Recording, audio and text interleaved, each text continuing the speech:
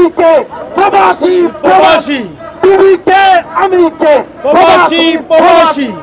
আমি প্রবাসী কল্যাণ মন্ত্রণালয়ের দৃষ্টি আকর্ষণ করছি, বর্তমানে রিয়াদে যে সকল কতিপয় অপহরণকারী সংঘবদ্ধ হয়ে বর্তমানে প্রবাসীদেরকে অপহরণ করার চেষ্টা করছে, এটা অবশ্যই দূতাবাসের কানে এসেছে, কিন্তু তারা আমলে নিচ্ছে না।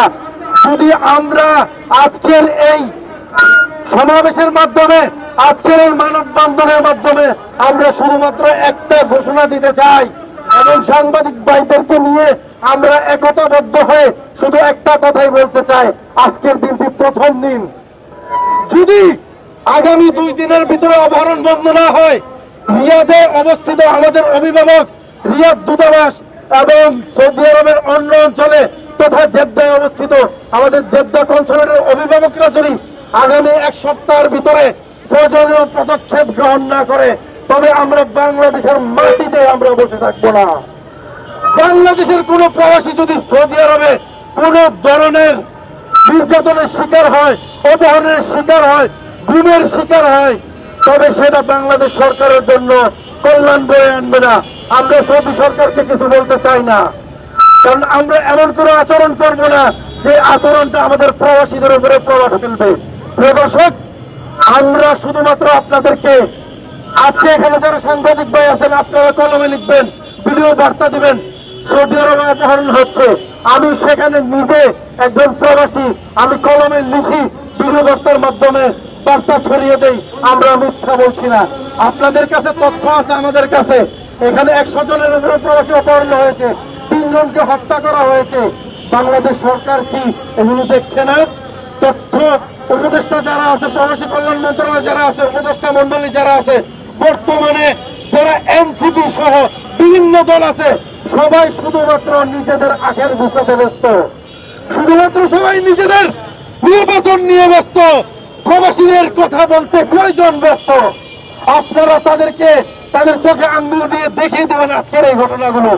এই যে ব্যানার দেখতে পাচ্ছেন, এই ব্যানারে স্পষ্ট দেখতে পাচ্ছেন আমাদের ভাইয়ের গায়ের রক্তক্ষরণ। আপনাদের হৃদয় কি রক্তক্ষরণ হচ্ছে না? প্রবাসী কল্যাণ মন্ত্রণালয় কি দেখবে না? যদি না দেখে তাদেরকে দেখানোর ব্যবস্থা আমরা করব। আমরা সৌদি আরবে প্রায় 30 লক্ষ প্রবাসী যখন রেমিটেন্স শাটডাউন ঘোষণা করব, তখন এই সংকটময় পরিস্থিতিতে দেশের পরিস্থিতি কোনোভাবেই ভালো হবে না।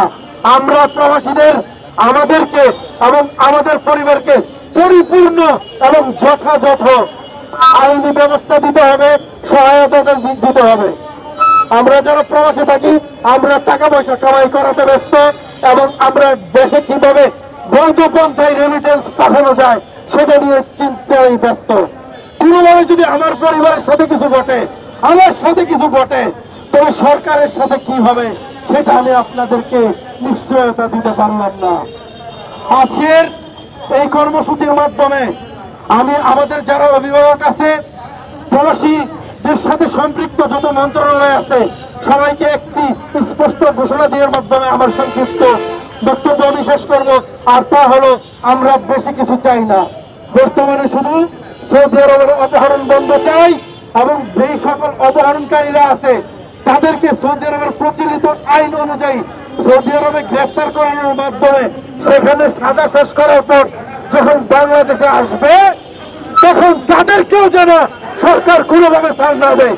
যদি কোনোভাবে ছাড় দেওয়া হয়, তাহলে আপনারা যে সকল সাংবাদিক ভাইয়েরা আছেন, আপনাদের নৈতিক দায়িত্ব, ইমানি দায়িত্ব, আমানতদারিতা হলো তাদের পরিচয় প্রকাশ করার মাধ্যমে জাতির সামনে তাদেরকে প্রকাশ করবেন এবং তাদেরকে সরকারকে চাপ দিবেন কিভাবে তাদেরকে আইনের আওতায় আনা যায়।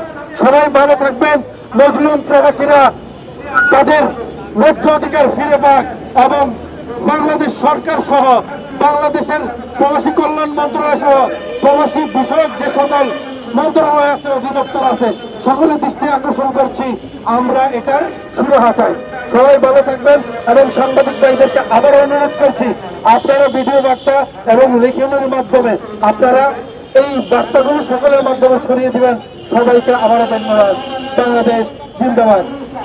আসসালামু আলাইকুম। আমি উপস্থিত হয়েছে জানছি দিয়েছিলাম তখন এইগুলো কোনো কিছু ছিল না। এই যে ১৩ বছর হয়েছে এই সরকার যাওয়ার পরে এগুলো শুরু হয়েছে। আমরা আজকে খুব লজ্জাজনক এই আমাদের বাংলাদেশিরাই আমাদের বাংলাদেশকে ভোট করতেছে, এটা খুবই দুঃখজনক। আজকে বড় বড় নেতারা প্রবাসীদেরকে অনেক কথা বলে কিন্তু কেউ প্রবাসীদের কাজ করে না। বড় বড় নেতারা প্রবাসীদের জন্য অনেক কথা বলে কিন্তু প্রবাসীদের কোনো উপকারে আসে না। রিয়াদে সবচেয়ে বেশি এই আমাদের বাংলাদেশের বাংলাদেশের ভোট করতেছে। এখানে সিনিয়র লোক আছে, এটা অনেক ডিস্ট্রিক্টের লোক আছে।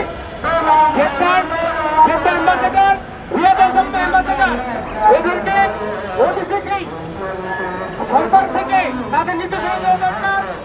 তারা কারা এই খুনের সাথে জড়িত তারা সবাই জানে। আমাদের এখানে সাধারণ প্রবাসী যারা আছে তারা তথ্য দিবেন। তথ্য অনুযায়ী সৌদি অ্যাম্বাসেডার, জেদ্দা অ্যাম্বাসেডার এবং রিয়াদ অ্যাম্বাসেডার এরা সঠিক গভর্নমেন্টে জানাবে এবং আমি যদি করে তাহলে 10 দিনের ভিতরে খুব বন্ধ হয়ে যাবে। প্রবাসীদের নিয়ে আশ্বাস দিয়ে কোনো লাভ নেই। প্রবাসীদের কাজ করেন, না হলে সৌদি আরবের গভর্নমেন্ট যদি এই বিষয়ে অতিরিক্ত ছড়িয়ে যায় তাহলে আমাদের সবাইকে বের করে দিবে। আপনারা জানেন না আজকে আমরা এখানে অল্প করে দাঁড়িয়েছি, আমাদের সাথে আরো সামনে অনেক লোক দাঁড়াবে। আমি লক্ষ লক্ষ লোক দাঁড়িয়ে বলতেছি, আমাদের এখানে বড় বড় সাংবাদিক আছে, আপনারা চিনেন না।